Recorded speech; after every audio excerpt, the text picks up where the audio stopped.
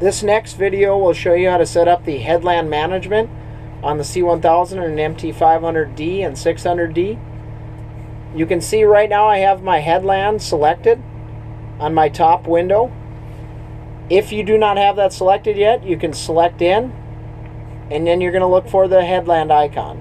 Now what the headland features allow you to do is use the headland button on your joystick to operate multiple functions at one time. So I'm going to go ahead and select my headland, and then I want to use my yellow icon corresponding to headland. I'm going to select in on that, and for this exercise what I want to do is I want to set it up so when I have guidance on my tractor to have my headland management kick on my guidance and then also kick on my hydraulic number 1.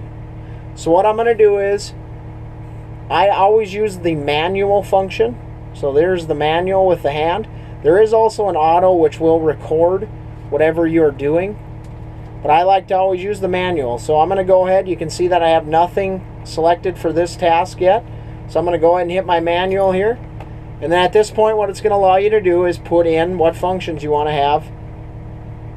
have the headland management button kick on. So I'm going to go ahead, select in on my encoder, go ahead to my auto steer, so I picture my steering wheel, and then I want to have it kick on my auto steer.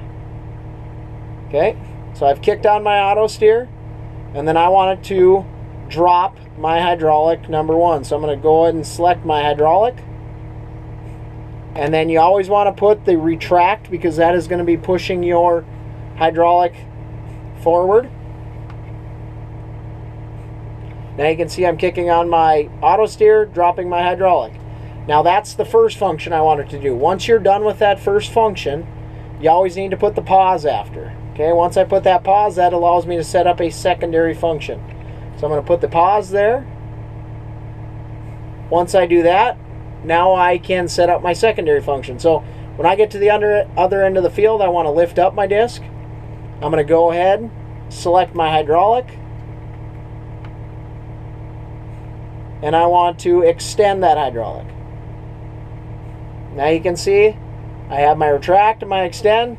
At that point you're going to want to hit your pause button again to separate that function. Now you can see that I have my function set up. Now if I wanted to do anything else, say maybe set a speed, maybe kick the front wheel assist on, there's many different options here. Okay, I'm going to hit my escape to get out, and now what I want to do is hit my escape again, and then I want to press start. Now once I've pressed start, you can see there are my functions. I got my auto steer, I'm kicking on my hydraulic, my pause to kick that function off, and then I have my lift hydraulic. Now to activate that, what I'm going to do is on my joystick I have my headland function. I'm going to go ahead and hold that in. Okay, as I hold that in, it's going to go through its sequence. When it gets to that pause, it will stop the sequence.